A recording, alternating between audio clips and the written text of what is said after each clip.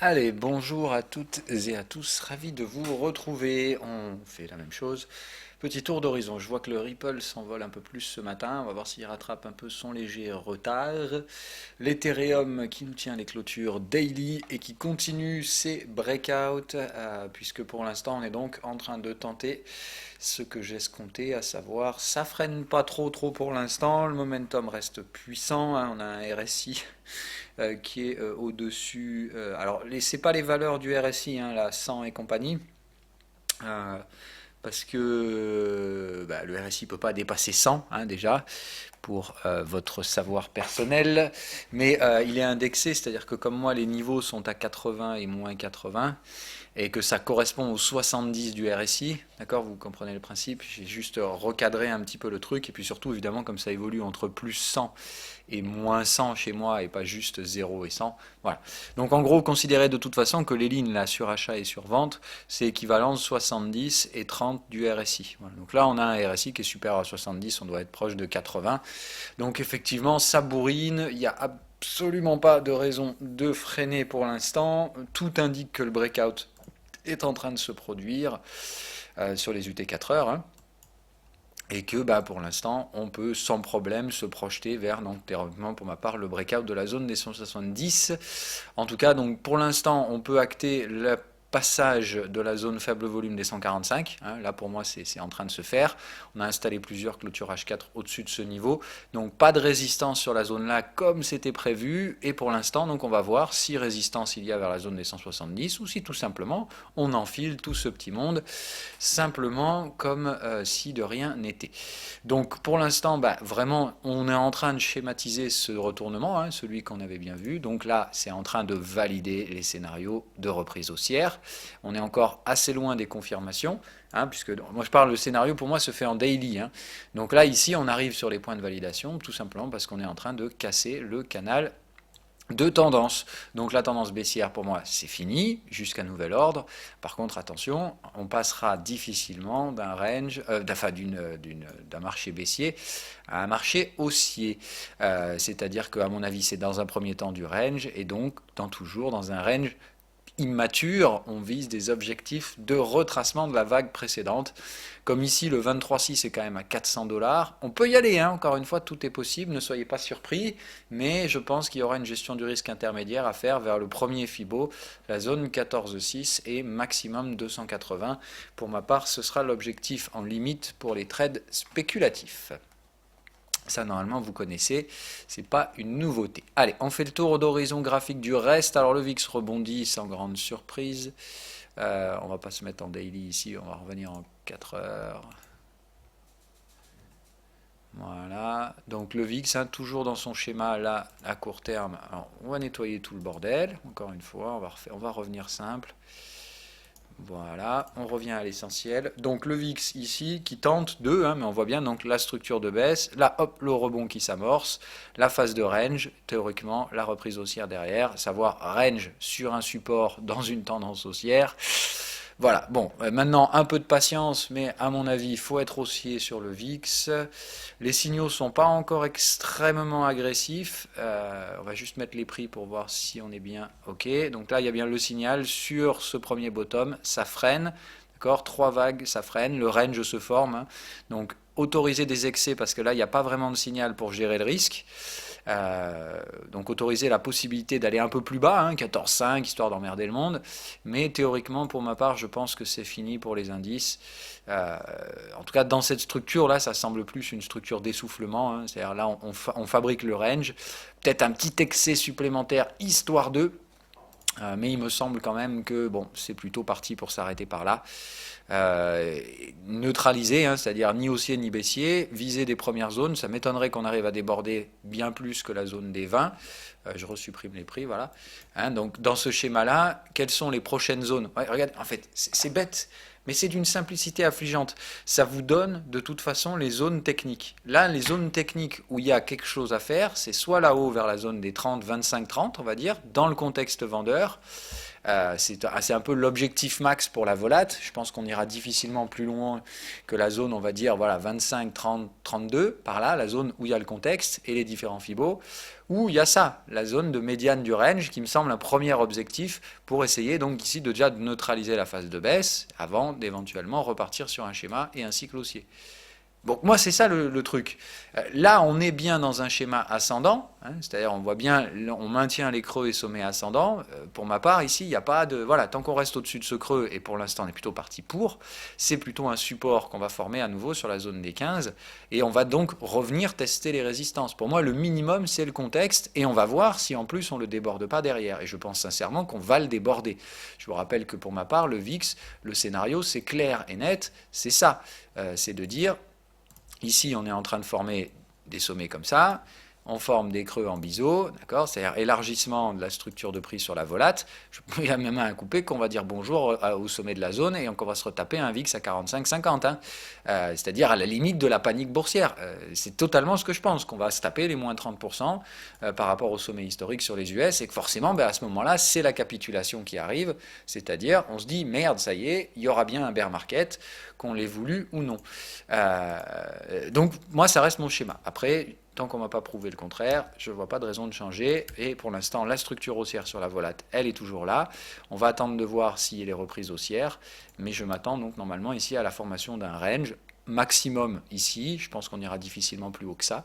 Donc une zone à viser sur 20-22 pour la volate à plus ou moins court terme. On est en 4 heures, donc il faut quand même rester dans ce type de time frame là. Donc un peu de patience, hein, ça peut prendre toute la semaine pour essayer de venir chercher, mais je pense donc un premier retour ici. Ce que ça pourrait donner, tout simplement sur les indices, c'est la même chose dans l'autre sens. Alors on va attendre que ça va prendre SPX, voilà. Bon, ça, j'ai l'impression que le marché s'en fout un peu, donc on ne va pas en tenir compte. Pourquoi invalidation? Pas trop d'accord. Ok, c'est pas supposé être là ça, mais bon. Donc pour l'instant, dans des... Hop, alors qu'est-ce que c'était que ça? Ah oui, ça c'est 76 de retracement. Ok, donc pour l'instant on est là sur une target, les signaux de la semaine dernière. Pour moi franchement il n'y a pas à tortiller du cul, hein, c'est vendeur, point à la ligne. Maintenant bon, il y en a qui pensent encore que c'est acheteur et compagnie. Moi je voulais pas rester trop exposé overweek parce qu'il y avait quand même des catalyseurs pendant le week-end et que je voulais pas m'y exposer. Bon, au final, j'ai l'impression que ça passe. Si je regarde les bougies hebdo, je pense qu'on va faire un rejet hebdomadaire, à savoir, là on voit bien que ça tente d'accélérer, le momentum ne reprend pas de force, hein. On reste bien divergent sur le momentum. Pas l'impression que ce truc soit haussier, hein. Plus l'impression que là, c'est direction, boum, direct, retour ici, hein. On casse direct ce support pour marquer un peu les esprits. Et vous voyez, en fait, à chaque fois qu'on est venu travailler ce contexte, d'accord, là, effectivement, il y avait la potentialité d'installer un petit quelque chose, là aussi, et puis donc Powell. Et vous voyez qu'à chaque fois, en fait, ces bougies-là, elles viennent clôturer dans le contexte. Vous voyez, c'est-à-dire que là, à chaque fois que la box crée une nouvelle box, on clôture dans ou au-dessus du contexte. C'est-à-dire qu'en fait, il y a des rejets complets des ventes. Ici, en gros, on digère les vendeurs et puis à chaque fois qu'une nouvelle bougie se crée, boum, on va chercher toujours plus haut. C'est exactement ce schéma-là. Regardez, les clôtures, elles se construisent systématiquement dans les parties hautes. Là, dans la partie haute, là, c'est carrément ici. D'accord? Ah, là, on commence à avoir un petit sentiment de neutralité, mais on est toujours dans le contexte. C'est-à-dire qu'ici, hop, nouvelle échéance, allez, bim, on arrache, on clôture tout en haut, et là, on va voir si celle-là, elle arrive à clôturer plus haut, hein, ou si celle-là, elle va clôturer hors des contextes. Si ça clôture hors des contextes, vous êtes certain que c'est début d'un range. Et on va ranger comme d'hab, maximum 50%. Parce qu'ici, les vendeurs, il faut clairement gérer votre risque. Donc, il faut vous dire, là, à l'heure actuelle, si on revient tester le support des 26-30, clairement, ici, il faut encaisser. C'est-à-dire que là, il faut carrément limiter votre exposition dans le range. Moi, je pense qu'il faut viser les Fibos, c'est-à-dire le 23,6 ici. Le 38,2 me semble quand même un peu loin, mais si jamais il n'y a pas de signaux sur 23,6, il ne faut rien faire. Mais en attendant, pour ma part, démonter le canal de tendance, valider enfin le retournement, et puis donc aller chercher des supports par là, osciller un peu, hein, comme d'hab, on a vu, on fait mumuse, et après on essaiera de dégrader ce merdier un peu plus tard, peut-être avec de nouveaux catalyseurs baissiers. Bref, pour l'instant, moi le prochain mouvement c'est ça, et c'est celui qui me semble totalement corroboré par la structure de volat qui me laisse à penser qu'on va retourner dire bonjour au 21-22 et basculer légèrement au-dessus, c'est-à-dire probablement essayer de venir crocoter vers cette zone des 22-23, et ça colle tout à fait avec un mouvement de baisse sur le S&P 500. Bon, c'est pas une baisse énorme, hein, attention, on fait 2-3%, c'est pas un cataclysme, quoi. 3,5%, quand on s'est enfilé 20 et quelques en ligne droite, voilà, ça représente 23% de retracement. Faut rester dans le contexte rationnel de ces marchés-là, c'est-à-dire que là, honnêtement, retracer 3%, c'est que dalle, c'est peanuts. Ça nous ramène à peine sur les derniers supports. Voilà. Donc c'est pas faramineux. Moi pour ma part revenir là, ça me ramène à peine sur des prix en positif. Hein. J'ai un prix de revient moyen par là à peu près. Donc franchement pas génial. Et si jamais ça revient par là, ça va me permettre de respirer, gérer mon risque et de récupérer du cash pour pouvoir revendre les pullbacks. Mais pour l'instant, j'attends toujours ces phases de validation qui tardent à arriver. Donc cette semaine, moi je vais donc noter ça en support, en validation, pardon. Donc ça, ce sera mon premier niveau de validation. Arriver à casser... alors on va faire même mieux que ça. Hein. Pour valider, je pense qu'il faudra une clôture sous le canal de tendance. Comme ça, on va vraiment utiliser un schéma avec des alertes dynamiques au lieu d'alertes horizontales. Donc je veux le S&P qui sort de framework en support, voilà, avec des clôtures. Voilà. SPX, 4 heures, validation, retournement, bon, validation range. Parce que j'y vais un peu vite. Bon, moi je pense que ce sera un range baissier, clairement, hein, parce que c'est mon rôle d'anticiper les tendances, mais vous évidemment, vous jouerez un schéma de range pur et dur ici, tant que vous n'aurez pas le feu vert. Voilà, qu'est-ce que je reste à la vente sur tout ce merdier, hein, je m'en bats les couilles de savoir ce qu'il y a. Boeing, je vais la cartoucher aujourd'hui, donc j'attends, hein, je ne sais pas à combien elle est en aftermarket, mais alors... Récapitulatif financier, je m'en fous. Tu es à prix constant, ok. Donc elle, je vais la cartouche. J'attends donc toujours un petit excès, mais elle, je pense que je vais lui mettre sa première petite vente. J'attends un signal, hein, évidemment. Je pense que le 4 heures me semble pas adapté, mais l'horaire, oui. Donc j'attends un signal horaire sur Boeing en débordement de cette résistance là. Donc je pense que Boeing va essayer de déborder un peu aujourd'hui. Essayez, hein, c'est le flair. Boeing, de toute façon, si vous avez bien compris, vous regardez le Dow Jones, d'accord, vous prenez sa structure au Dow Jones, vous vous dites, ça là, Boeing, ça a contribué à un truc de ouf. Hein, parce que, regardez, vous prenez Boeing, voilà, vous vous dites, Boeing, elle n'a rien baissé. Hein, ici, elle n'a rien lâché, donc c'est pour ça que Dow Jones s'en est quand même pas trop mal sorti. Et par contre, depuis le point bas de décembre, Boeing s'est offert, merde, c'est tellement gros que je ne vois plus, 41% de hausse. Donc déjà, dites-vous une chose, Boeing, c'est 10% du Dow Jones. Donc 40% de hausse sur Boeing, il y a 4% de hausse des dernières semaines sur le Dow Jones qui sont uniquement imputables à Boeing. Donc, moi là, le S&P, je vais rester à peu près exposé comme je suis. Je vais peut-être reprendre une petite vente. Par contre, le Dow Jones, je me suis fait stopper, mais alors lui, vous pouvez être sûr que je vais le reprendre. Et je vais prendre du Boeing en plus. Voilà.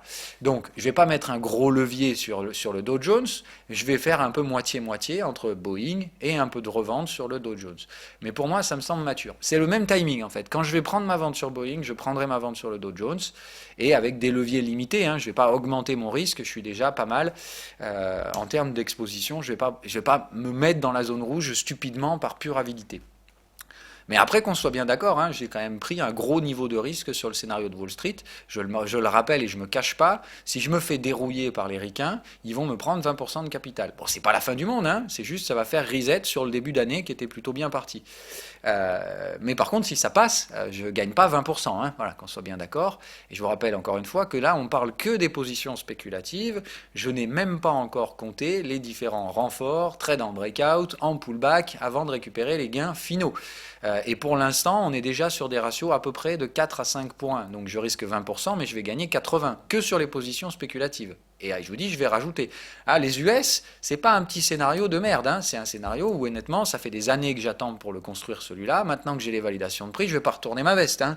Y en a qui m'ont largement reproché, mes billets vendeurs, l'année dernière, voire la moitié de l'année 2017. Maintenant que ça baisse, je vais pas retourner ma veste et dire ah ça baisse pas assez vite, puis je vais peut-être passer acheteur. Non, non, que dalle, je reste vendeur, fuck off.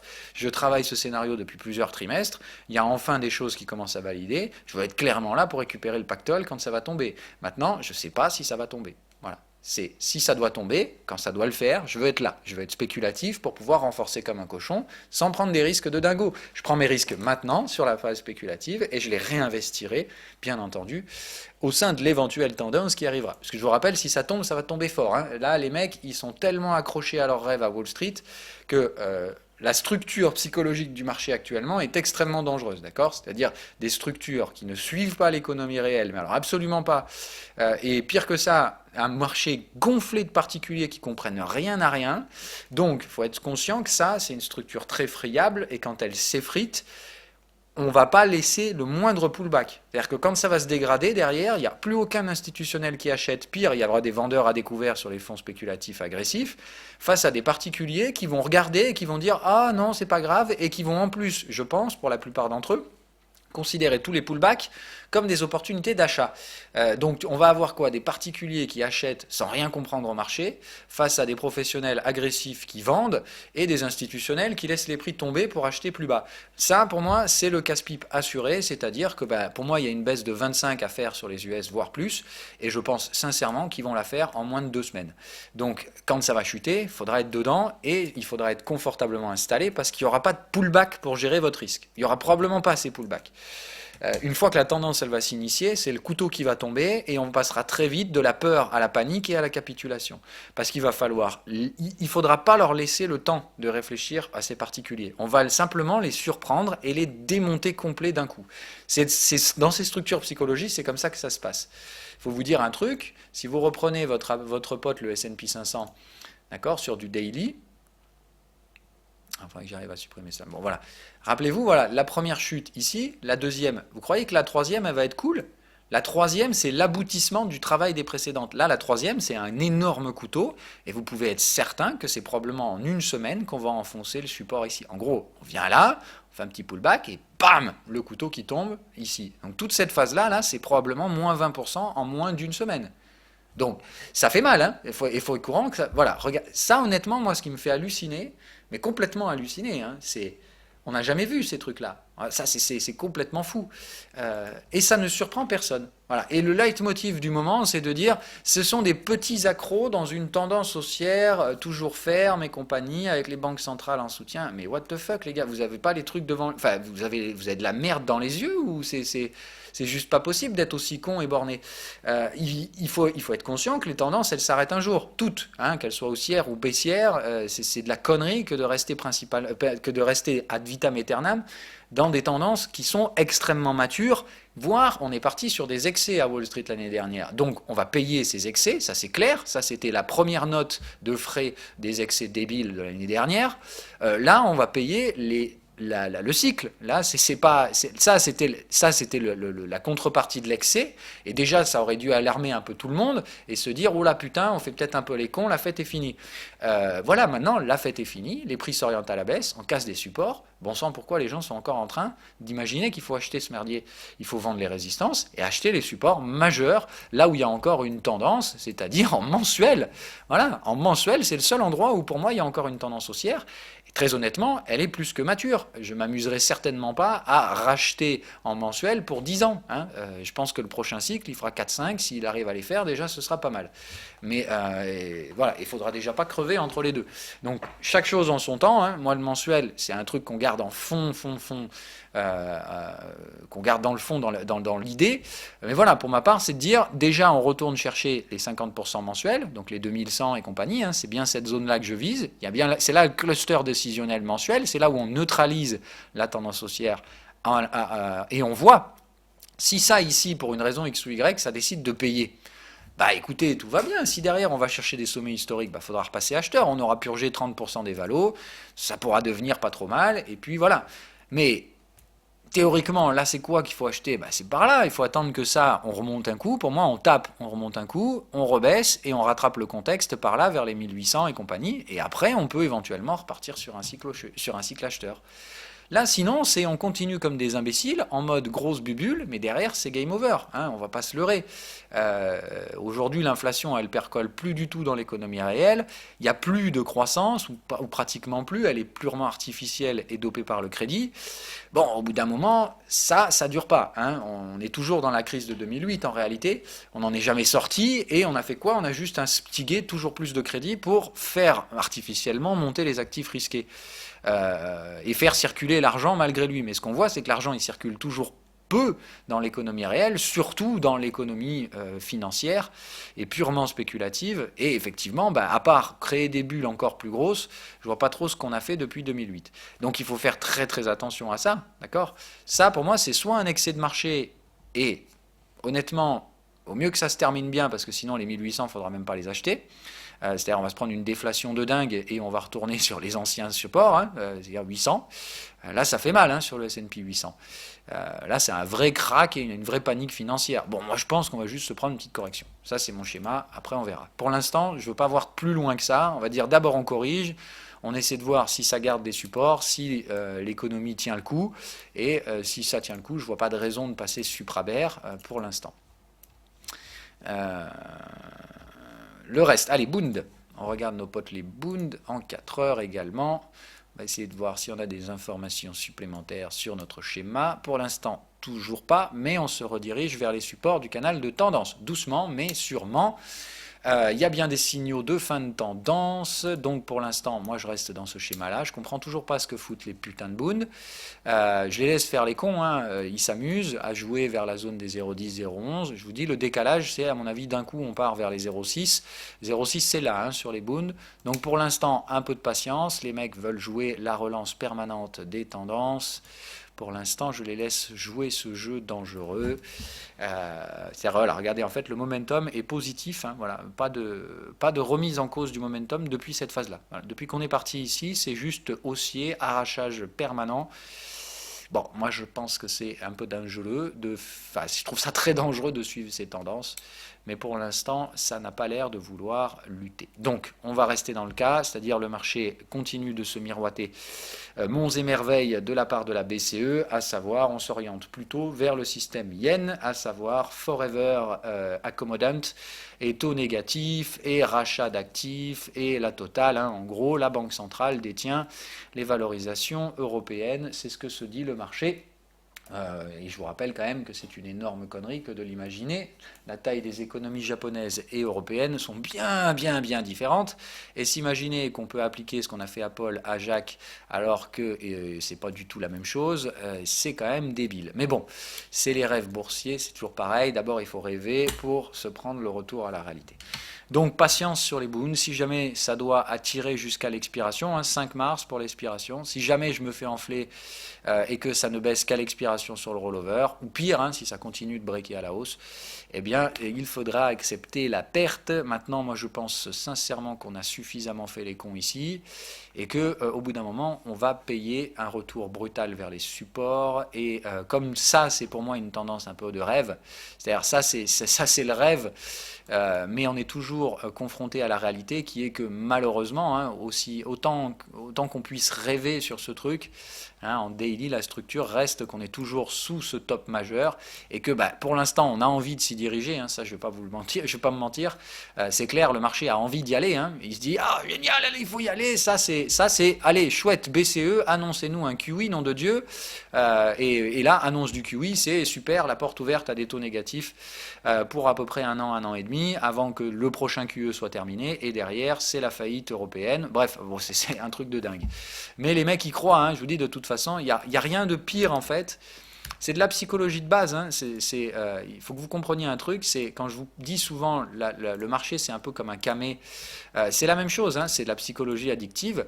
C'est de dire, voilà, on a goûté un peu à l'assouplissement monétaire sous des quantité astronomique, hein, c'est-à-dire que 2008, entre guillemets, c'était un petit peu... c'était le patient malade, plus que malade, et qu'est-ce qu'on a fait? On lui a donné de la morphine, direct, parce que voilà, mais ça c'était normal, il fallait le faire, en 2008, il fallait injecter du pognon, il n'y avait aucun doute là-dessus. Par contre, est-ce qu'il fallait continuer sur les 3-4 ans après? Ça, je suis un peu moins sûr. Est-ce qu'il fallait lancer un Q en 2015? Non, non plus, voilà, ça il fallait pas faire.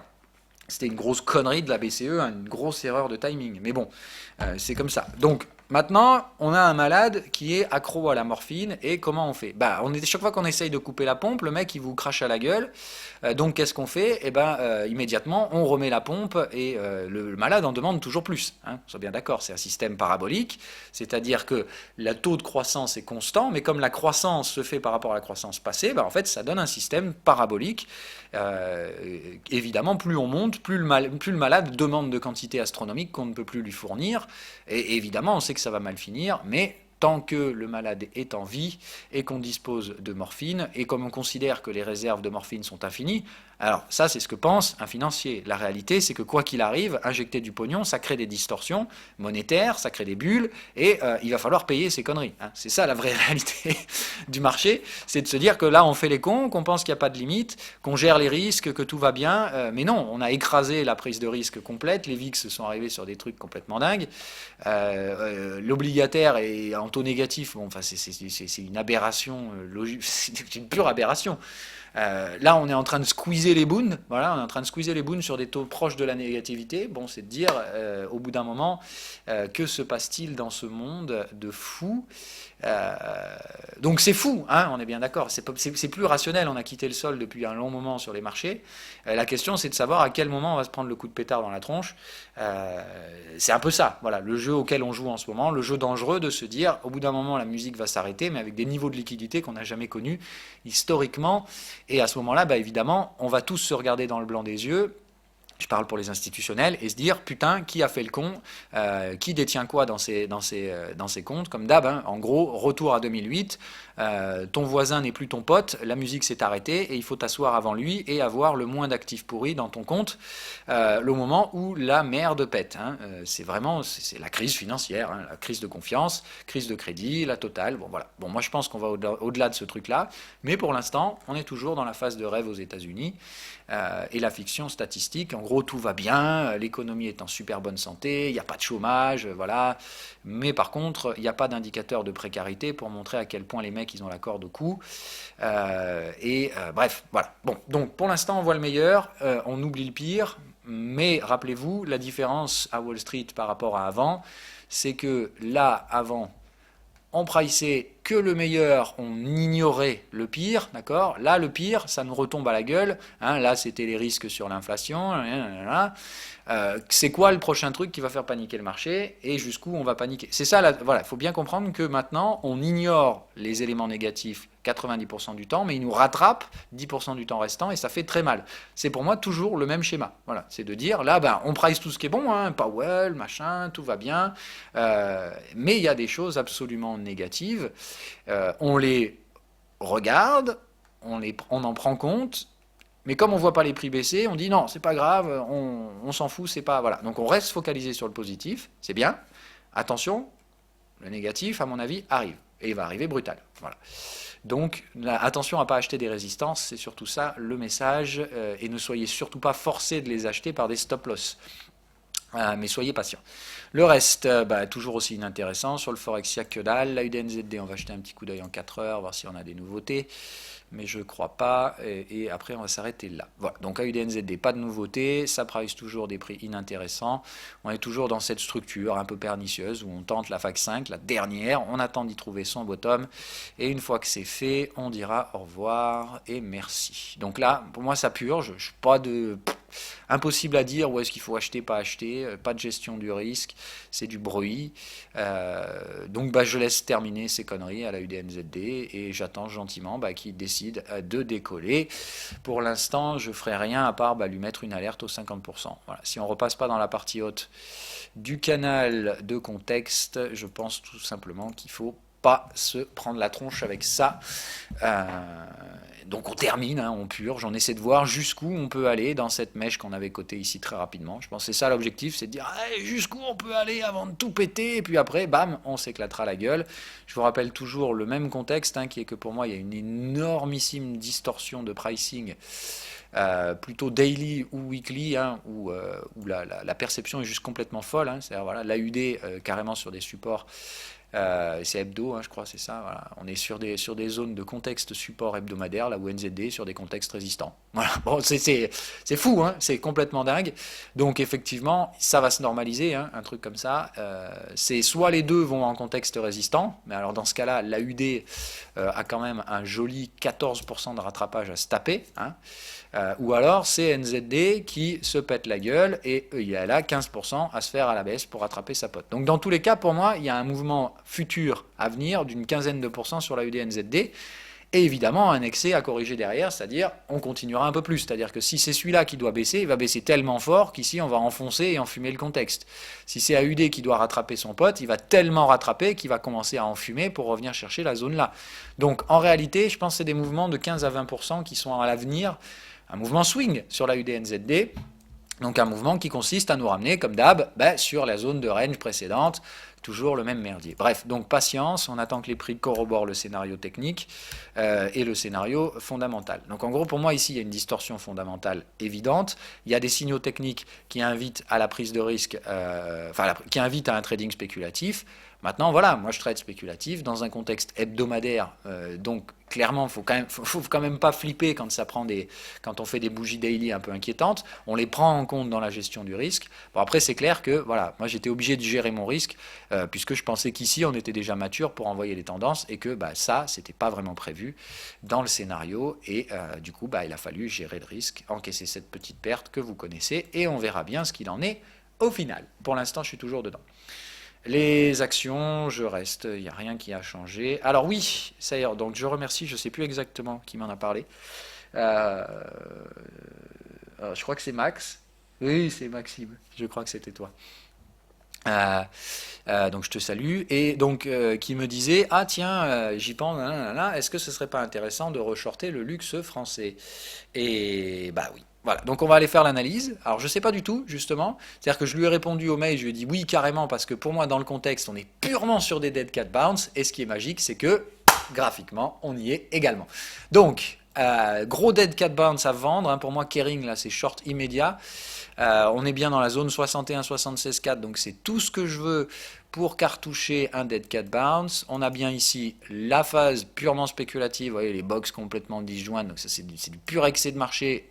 Pas une bubule, hein, pour moi c'est pas bubule parce que c'est quand même, vous voyez, il y a la linéarité, il n'y a pas la parabolisation complètement folle d'une bubule, quoique, mais bon voilà, enfin, en tout cas c'est du pur excès de pricing, donc là on est donc dans un marché qui va passer de tendance haussière à tendance baissière, d'accord? Donc c'est typiquement, effectivement, la structure dead cat bounce. C'est-à-dire que là, tout le monde s'imagine, ah mais c'est pas grave, on a cassé des supports mensuels, mais c'est pas inquiétant, on revient chercher les sommets historiques et puis on va chercher 620, voilà, c'est ça le leitmotiv du moment. La réalité c'est que normalement ici c'est la phase espoir, ils vont se faire démonter et on retourne plus à 300 qu'autre chose, et encore je suis gentil, je pense qu'on peut même aller refermer toutes ces zones de pricing à la con, et je dirais 250 maxi en objectif, voilà, mais vers la zone des 260 euros. Ça fait quand même une grosse chuchute à venir. Là, c'est pas un trade de crack, hein, c'est juste un trade très long. Normalement, c'est un trade qu'il faut garder longtemps. Hein, c'est un trade qui fera un truc à peu près comme ça en termes de pricing. Donc là, c'est à garder effectivement probablement un an à peu près sur un trade comme ça. Avec des gestions du risque intermédiaires, mais pour ma part, je pense qu'il faut vendre Kering tout de suite. Hop, je vais aller le faire, hein, comme ça, il n'y a pas de tricherie. Donc Kering, faut vendre ça aussi. MC, c'est quoi déjà? C'est LVMH. LVMH, hein, même chose, bim, 76,4 de retracement, pur dead cat bounce, la même structure d'excès, bim, on cartouche. Moi, ça se vend avec des stops au sommet historique. Ça va chercher le sommet, tant pis, hein. Vous laissez tomber, c'est que vous vous êtes trompé. Mais ici, le ratio risque rendement est tellement intéressant, parce que vous risquez que dalle. Hein. Théoriquement, les stops coûtent 7-8% pour récupérer des 30-40, quoi. Donc, moi, ça me paraît quand même assez attractif. Donc, même chose, allez, hop, LVMH, même structure, un peu moins de levier sur celle-là. Vous voyez que la structure de prix n'est pas aussi stupide que Kering. Donc Kering en number one, un peu moins pour LVMH, RMS, je sais plus, Hermès, oui, c'est vrai. Hermès. Alors là, voilà, bim, le gros excès, magnifique. Là, c'est moins mature. Ouais, non, ça m'intéresse un peu moins. Celle-là, je la prendrai pas. Je prendrai pas Hermès ou alors en beaucoup moins agressif. Hermès, j'attendrai qu'elle vienne tester à nouveau son contexte. Donc Hermès, ça serait en surveillance dans les prochaines semaines ou trimestres. Mais moi, je cartoucherai pas ça tout de suite. Ça me paraît un peu agressif. Et Interparfum, là carrément on n'y est pas du tout. Là c'est une structure un peu plus dangereuse. Là on est sur le sommet historique. Il y a la phase de conso. Ça je pense que malheureusement c'est pas dans un contexte ou alors un contexte de range. C'est-à-dire que là on peut plus viser, on peut pas viser la même chose. C'est de vendre le sommet historique. Est-ce qu'il y a eu le signal exit? Ouais, mais il est un peu avant quand même, hein. À quel moment ça fait exit? Ouais, là. Moi, je dirais gaffe quand même sur celle-là. Elle me semble un petit peu dangerous. Et je pense qu'elle peut s'offrir un petit excès de plus, histoire de casser les couilles. Alors, si vous la prenez, celle-là, il faut la faire en gestion du risque. Après, là, on est bien dans un contexte de range. Là, le contexte, c'était excès, neutralisation de l'excès, quand même, pendant plusieurs trimestres. Ça a neutralisé et on reprend la tendance haussière. Là, typiquement, c'est un contexte. Ça, pour moi, c'est pas un contexte d'excès de marché. Vous voyez, moi, il n'y a pas la même structure de prix que sur les autres. Il y a un petit excès là qui est typique d'une vague 5. Et moi, je dirais, en fait, ce qu'on est en train de faire, c'est une vague 5 ici et un range à plat. Donc, typiquement, là, on ne peut plus progresser sur la valeur. Elle a tout pricé le meilleur. Donc là, des consolidations à venir. Je pense que là aussi, il y a une baisse à venir quand même de 45 jusqu'à 30. Ça fait quand même une bonne baisse. Mais je ne pense pas nécessairement qu'ici, il y aura des cassures des supports majeurs. Je pense juste que là, bah, tout le meilleur est dans les prix. Malheureusement, il reste probablement que le pire et les baisses indicielles à subir, quoi. Mais ça, c'est pas une valeur qui me semble complètement morte. Pire, j'ai même envie de dire, Interparfum, ça peut s'acheter sur le support ici quand le range sera majeur. Alors pour moi, la zone ici des 30 sera mature, pardon. Sur la zone des 30-35, ça peut s'acheter après au prochain contact. C'est-à-dire là, si ça reshort un coup vers la zone des 30-35, franchement, un achat me semble pas débile sur cette valeur.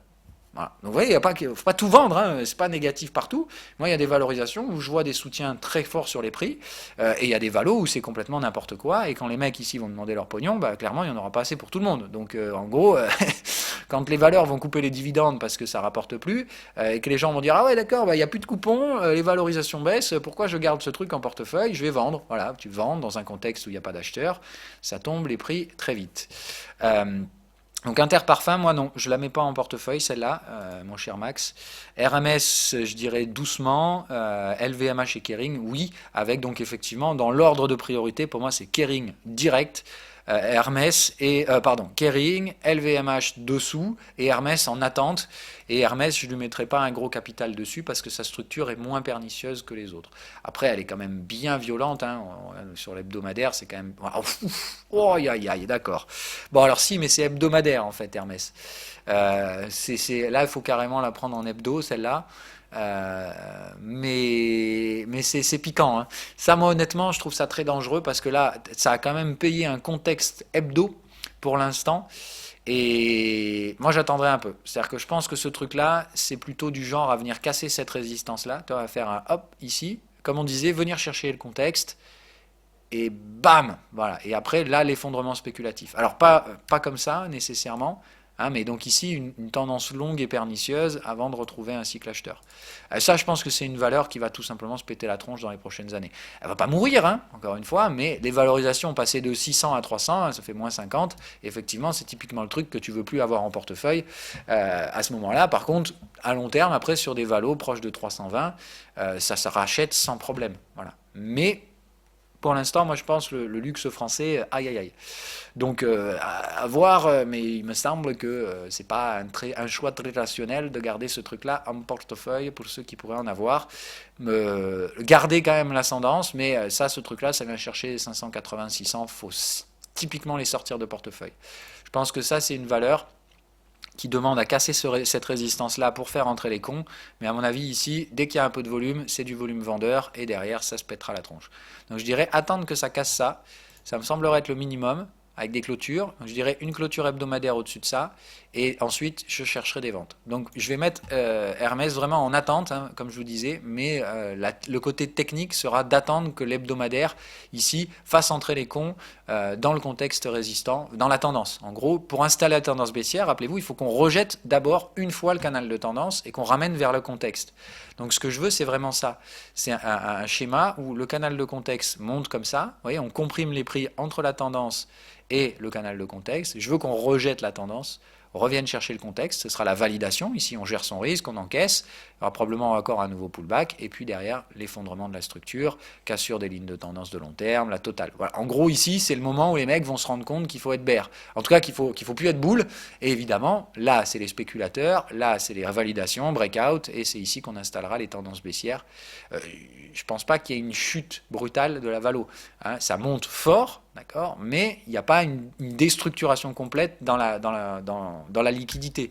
Je pense simplement qu'avant de retrouver un sentiment haussier, ce truc-là va baisser de façon un peu lente et douloureuse. C'est un peu la phase que vous avez connue sur Bitcoin, en termes de psychologie, d'accord, c'est-à-dire une phase où c'est long et c'est lent avant de retrouver un cycle acheteur. C'est vraiment ça, hein, le schéma psychologique pour moi de ce type de marché-là. C'est-à-dire que derrière, là, c'est pas un truc où il faut vous attendre que ça tombe en ligne droite. C'est vous foutez ça en portefeuille, à la vente, en vente, vous gardez ça à 3-4 trimestres, voire un peu plus, et évidemment, quand on arrive sur les supports, on encaisse ses gains et on récupère ses gains pour acheter. Hein. Moi, c'est le scénario. Voilà, allez, ce sera tout pour aujourd'hui. Donc, une nouvelle entrée en portefeuille pour Kering, immédiate. Je vais aller la prendre tout de suite. Et je vous souhaite à toutes et à tous une agréable semaine.